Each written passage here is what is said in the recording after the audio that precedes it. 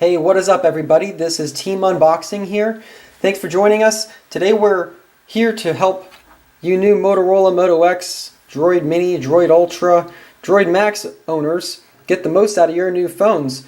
So in this video we're going to talk about active display, touchless control, and Motorola Assist so that you can truly get the most out of these new devices. Let's go. So here we have two of Motorola's flagship smartphones released Q4 of 2013. The Droid Ultra, which was released on Verizon Wireless in three colors, red, black, and white. And the Motorola Moto X, released in white and black in store, 16 gigabyte variants. You also have the option to purchase 32 gigabytes via direct fulfillment online or participate in Motorola's custom Moto Maker program. In which case you would pay no premium. You would be able to design your own Motorola phone. It's handmade in Fort Worth, Texas, and within 4 business days you would receive this phone. So these phones are advertised very similarly in that you had what's called active display, what you're seeing here.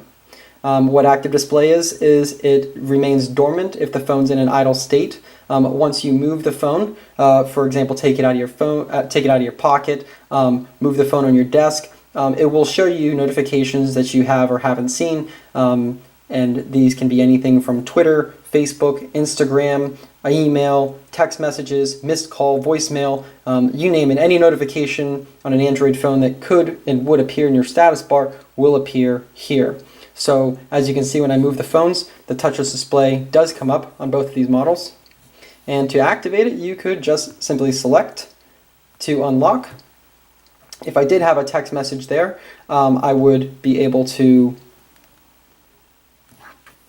slide up to get into that activity, or to simply dismiss what you are looking at. You can just select it and drag it to the right, which will just dismiss it without unlocking your phone. So these phones look very similar. Internally, they're exactly the same hardware. You have exactly the same Motorola calls their X8 computing system, which consists of 8 actual cores designated to different tasks, everything from graphics performance to processing computing performance, and the 2 cores that remain active that detect movement or motion and responsible for the active listening, which you may have heard or seen the commercials when you say, "Okay, Google now," they will come on. Now these phones are not trained for this command. We will go into that and tell you how to show you how to use that and set that up. But it works very well, very reliably. I use it a lot myself. So let's show you how to get a few of the main features for this phone set up.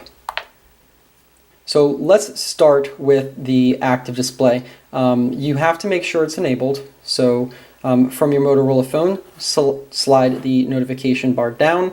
On the top right, you have what looks like a couple cubes. If you select that, you're greeted with a settings icon. And when you open that, there you go. You have active display. And again, just to highlight how similar these devices are, I'm going to do exactly the same thing on my Ultra here. And look at that, exactly the same thing. We're looking at exactly the same menu here. What I'm going to do, I'm going to set these up together, is I'm going to zoom in here.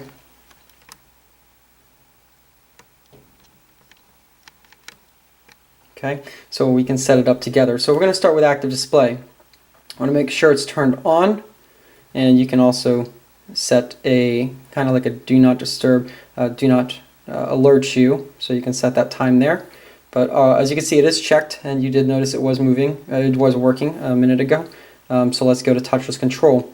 That is where we're going to set up the train your voice command so that you can activate the phone using the OK Google Now capability. So we're going to go ahead and train launch phrase, record.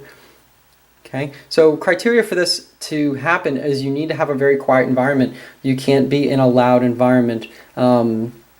Even when I was trying to set it up for the first time in my car, even with the car off, just the outside ambient noise was enough to keep this from letting me train it. So you do have to be in a very quiet environment. Both of these phones are running the newest version of software. All of these applications are up to date. So if your phone's up to date, it will look exactly like this. So let's go into the record option here. And it's ready for us, but it won't let us do it apparently if it's on the table. And that's because Motorola wants us to get the best recording. It wants us to hold this up. So what I'm going to do is I'm going to take these away. I'm going to see if I can keep them. I'm going to zoom out a little bit here so we can do this together. See if I can lift these up. Okay, continue. Okay, Google now. Okay, Google now. Continue.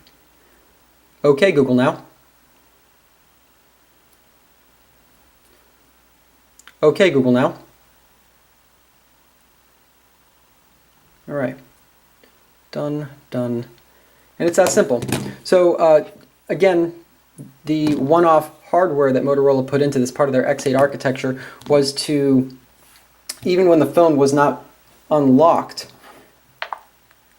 it only works with your trained phrase. So if it worked right, it should be able to unlock this. So what I'm going to do is I'm going to ask it about the weather for tomorrow in my area. I'm in Tampa Bay. Okay, Google now. What's the weather look like for tomorrow?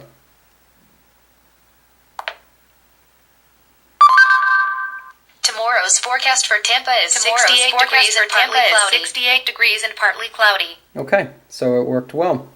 Let's try it for something else. So we got the weather down. Okay, that's good. Well, maybe I want to set a reminder, set an alarm clock, something everybody here has done at some point. Okay, Google now. Wake me up tomorrow at 8 o'clock a.m. Setting alarm for 8 a.m. Okay, I'll let that complete. Okay, now we're going to do the same thing, but now we're going to leave the screen unlocked here. So I'm going to open an application. I'm going to go ahead and open up my, let's see, I'll open up my Instagram. Okay, Google now. Open Instagram. Opening app. So it did exactly what it was supposed to, and it opened up my Instagram. So that's useful. Why don't I make a phone call? So what I'll do is I'll try to call, let's see, you know, I won't show you that because this is going to be a public video and I don't want to show you any numbers on here. But you can use it to send text messages and phone calls. Now they say you can use it for emails, but I haven't had a good experience in that. But what you can do if you want to get more out of your OK Google experience, you can actually ask it just to help you, and it will give you a list of commands. So even though there isn't a tutorial, as this application and feature is updated, you will get more capabilities. So OK Google now, help me. So what happens now is it tells us everything we can do. Let's see, making phone calls. Let's see if I can zoom back in here. We can make phone calls, get directions, send text messages, and it gives you an example of how to do it. Set reminders, we demonstrated that. Ask it questions. Google Knowledge Graph is very good, so you can ask it everything about directions somewhere, to how tall something is, to when Christopher Columbus came to the North America. Almost anything you can think of. And these capabilities from Google's searches are getting better. So there's that. Okay, so now we talked a little bit about the touchless control and active display. The last thing I'm going to talk about is Motorola Assist. So Assist is really cool, and what Assist does is it will allow you to silence your phone during any calendar scheduled meetings. The drive feature is really good. So again, those sensors, those one-off sensors that Motorola's given us on these devices here, zoom back out a little bit, will detect without you having to do anything, as long as the service is enabled. So I have it set here, and I'll enable it on this phone. So I'll have it to talk to me. So what happens is I'm driving, and immediately once you start driving, the accelerometer on the phone knows that it's moving in a car. And what will happen is any text, you'll get a notification that shows you that it's active up in the status bar, and any texts that come in, it will read out to you. So I can't demonstrate this because there's no way to demo it without actually being in a car. But for example, it will read a text out telling you got a text from somebody, and you can use a quick reply, or you can give the option to voice reply, or even edit this. So what will happen is it'll say text from Beth. Do you want to read it? And you just simply say yes. And then what happens is it will read it, and then it will ask you if you want to let Beth know you're driving. If you reply yes, it will just let her know that you're driving, and it will give you this exact message. Let's see if I can zoom in here. It'll give you this exact message right here, but you can go ahead and edit that if you don't want it to say I'm driving and we'll get back to you soon. You can say talk to you later, I'm in the car, whatever you want, or you can just tell it not to reply. So that's a really useful feature, and I like that it's automated. You don't have to do anything, it just works. Okay, meeting, we talked about that. So if you use the meeting, it can either silence your phone or automatically reply that you're not available, but you will get back to them. So that's useful. Or sleeping. It's a lot like Do Not Disturb. If you have an iPhone, you've been used to this for some time. Let me zoom back out here. Sorry. If you use an iPhone, you've been used to that Do Not Disturb feature. Again, it's similar in that you can change the time when your phone does not notify you when you're getting notifications. You can silence. But you can also kind of screen this so favorite people that you add can still come through, so everybody else is silenced. Or if it's an emergency, sometimes somebody has to call you multiple times, it will ring. So useful. Kind of clever that they put that into there. So you can see how the hardware that Motorola put into this was created to optimize your experience. So without impacting battery, Motorola even said when they created this device for the device to be listening all the time and detect movement and things like that, if it didn't have this special one-off X8 computing system, that the battery would have to be up to 3 times as big, and for a phone literally that thin, that's quite impressive.